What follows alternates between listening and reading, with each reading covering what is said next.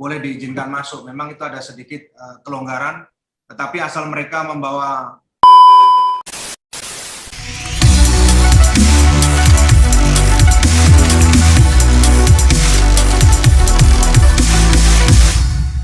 dari Bumi Karangputih Darung Padang, Rotor Pain for Classy FM, this is the actual radio. Assalamualaikum, apa kabar Classy People? Semoga Anda selalu dalam keadaan yang terbaik ya, sehat.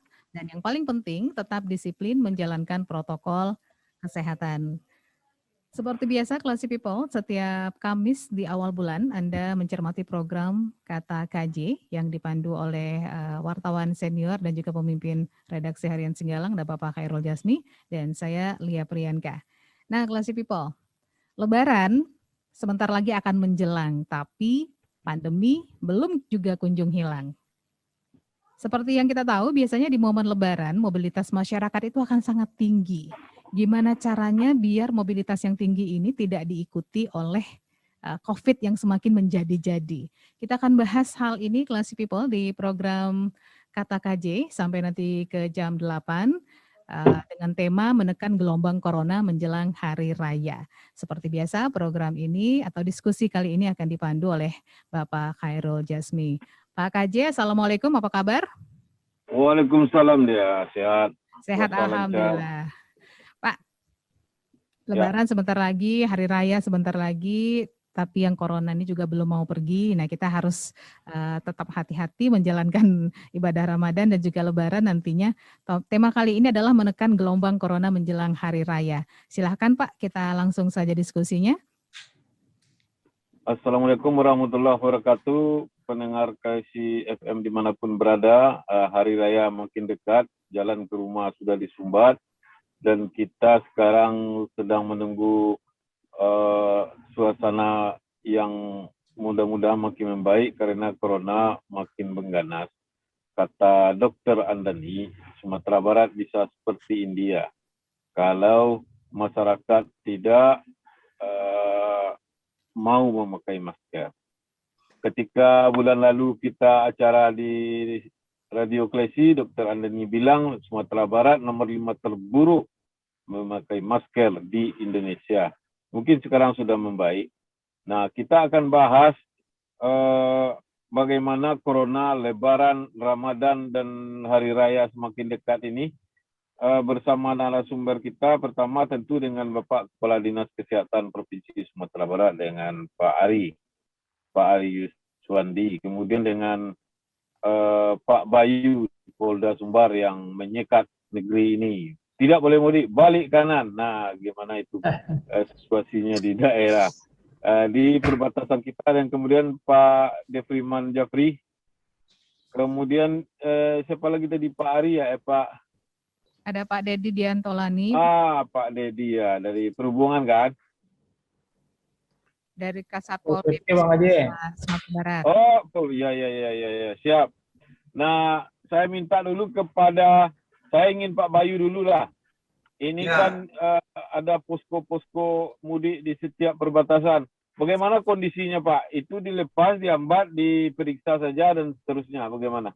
Ya, jadi berkaitan dengan himbauan dari pemerintah pusat tentang larangan mudik, makanya Polda Sumatera Barat beserta jajarannya mengambil langkah-langkah strategi. Salah satunya adalah membentuk pos penyekatan di perbatasan, yang kebetulan juga besok akan dilaksanakan gelar pasukan dalam rangka Operasi Ketupat Singgalang 2001 yang akan dilaksanakan serentak seluruh Indonesia. Kemudian berkaitan dengan itu kita tahu bahwa memang beberapa hari ini COVID-19 ini di Sumatera Barat ini cukup meningkat ya, Pemerintah Polda Sumatera Barat itu perintah Bapak Kapolda, himbauan sudah tidak ada himbauan lagi sepertinya, tidak perlu lagi himbauan, jadi upaya untuk penegakan hukum. Salah satunya adalah Polda minta adanya revisi Perda nomor 6 tentang adaptasi kebiasaan baru, yang mana di situ tertera diminta supaya ada denda yang lebih tinggi, sehingga masyarakat ini ada bukan merasa takut, tapi ada tahu bahwa ada risiko bahwa tidak menggunakan atau tidak melaksanakan protokol kesehatan itu ada penegakan hukumnya yang bisa dilaksanakan sehingga mengurangi lah ataupun mencegah penyebarannya dan juga pembuatan pos-pos penyekatan di perbatasan. Kita ada 10 pos penyekatan di provinsi. Walaupun memang kemarin dapat ada arahan dari Bapak Presiden maupun dari Mabes Polri bahwa pelaksanaannya beberapa kendaraan yang diizinkan masuk seperti kendaraan muat BBM, sembako, kemudian ambulan yang muat pasien, dan beberapa yang bersifat kedinasan itu masih diizinkan masuk dengan membawa surat keterangan kesehatan. Begitu juga dengan yang perorangan atau masyarakat umum asal membawa surat keterangan kesehatan anti COVID ya, negatif COVID ataupun bersifat swab antigen, kemudian genos ataupun swab ya, pelaksanaan. Yang penting mereka ada surat keterangan boleh diizinkan masuk. Memang itu ada sedikit kelonggaran, tetapi asal mereka membawa surat keterangan negatif COVID diizinkan untuk masuk ke wilayah Sumatera Barat. Begitu Bang. Kecuali kalau mereka tidak ada keterangan apa-apa, mungkin diputar balik. Baik Pak Bayu, saya mendengar kepolisian agak kesal karena Pemprov Sumbar agak lemah dalam penanganan COVID ini, benar itu? Ya, intinya kita bekerja merah putih untuk Indonesia, untuk Sumatera Barat lah. Apa ini, merah putih kita semua, Pak Kepala Dinas Kesehatan Sumatera Barat, Pak Ari. Saya serius mendengar di luar bahwa kepolisian di Sumatera Barat ini agak kesal dengan pemerintah Sumatera Barat, kabupaten kota karena agak lalai. Nah gitu. Tapi tentu instansi per instansi tidak akan pernah menyebut. Tapi wartawan mendengar di bawah. Gimana tuh Pak? Ya. Jadi begini Bang KJ, kita di provinsi kan selalu berkoordinasi juga termasuk dengan kepolisian daerah.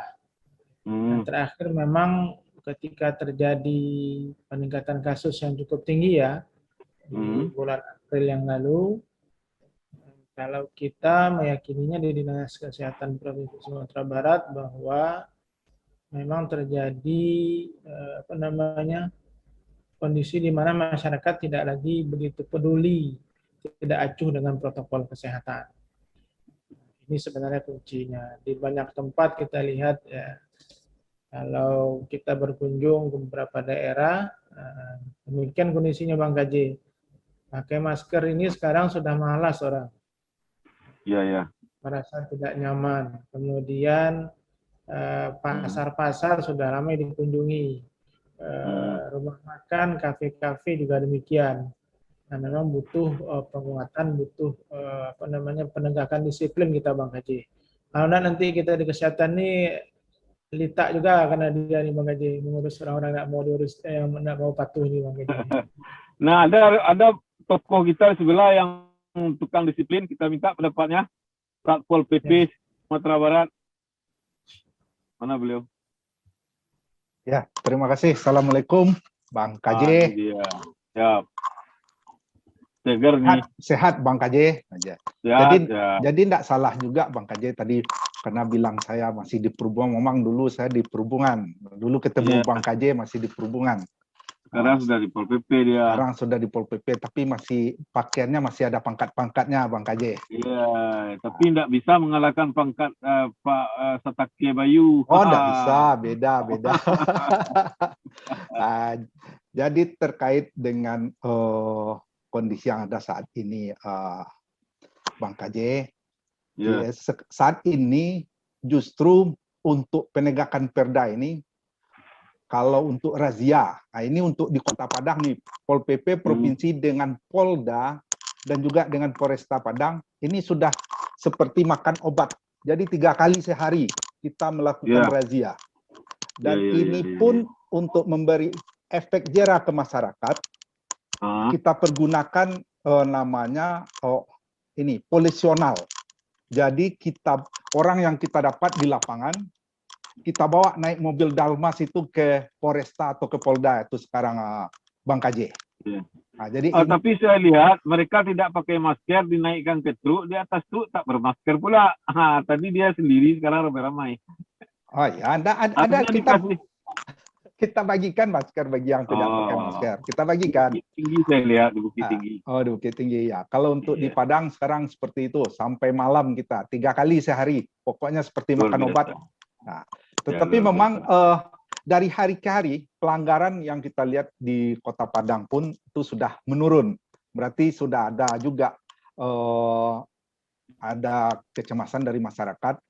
Ini biarlah masyarakat takut dulu kena razia dari menyadari bahwasanya pentingnya prokes ini untuk menghindari COVID ini. Biarlah ada rasa takutnya dulu. Tetapi mungkin saat ini Bang KJ, masyarakat itu keluarnya pakai masker ini karena takut dirazia saja nih sebenarnya. Ya, peradaban kita kan memang masih rendah. Jadi kita Ya. takut tidak pakai helm sama polisi, takut Betul. tidak pakai masker sama semua aparat, tetapi Ya. dia tidak inheren, tidak muncul dari dalam. Ya. Ya, gitu. Ya, jadi dapat juga kami sampaikan, kami informasikan Bang KJ. Ini untuk penegakan Perda AKB yang nomor 6 tahun 2020 ini, untuk tahun 2021 ini mulai dari 1 Januari sampai tanggal 2 Mei kemarin, itu sudah 51.000 lebih se-Sumatera Barat yang kita lakukan penindakan. Ini kita ketahui karena kita kan punya aplikasi Sipelada namanya. Jadi sistem informasi pelanggaran Perda. Jadi setiap yang melanggar itu kita beri sanksi administratif ataupun sanksi sosial dan kita masukkan ke dalam aplikasi itu. Jadi ada data-datanya. Bagi orang yang sudah lebih dari 2 kali melanggar, nanti kita ketahui, itu bisa kita tipiring. Kita tipiring memang tadi apa yang disampaikan Pak Stake Bayu yang memang itu juga keluhan Pak Kapolda karena dianggap rendah sekali waktu itu. Jadi dalam tipiringnya pun itu diputuskan itu maksimalkan 2 hari kurungan atau denda 250. Nah, sedangkan Pak Kapolda menginginkan minimal itu 2 hari, maksimal 7 hari untuk perorangan. Nah, untuk pelaku usaha juga seperti itu. Nah, ditingkatkan supaya ya maksudnya itu untuk efek jera aja. Jadi kita sanksi itu bukan untuk berpikir untuk mendapatkan PAD. Memang sanksi yang kita laksanakan selama ini Bang KJ ya, itu baik itu kerja sosial membersihkan tempat-tempat umum dan juga ada denda administratif. Tapi tujuan kita bukan mendapatkan PAD dari itu. Ini Perda kita ini dilaksanakan oleh kabupaten kota, baik itu secara gabungan ataupun per instansi, karena polisi pun bisa melaksanakan Perda ini dan memasukkannya ke aplikasi. Jadi data yang ada di Sipelada itu se-Sumatera Barat itu seluruh institusi penegak aturan di Perda itu, termasuk dari kepolisian juga Bang KJ. Jadi aktif sekarang justru Bang KJ. Baik, kalau begitu saya ingin lanjutkan ke Pak Bayu, tapi setelah pesan-pesan berikut ini.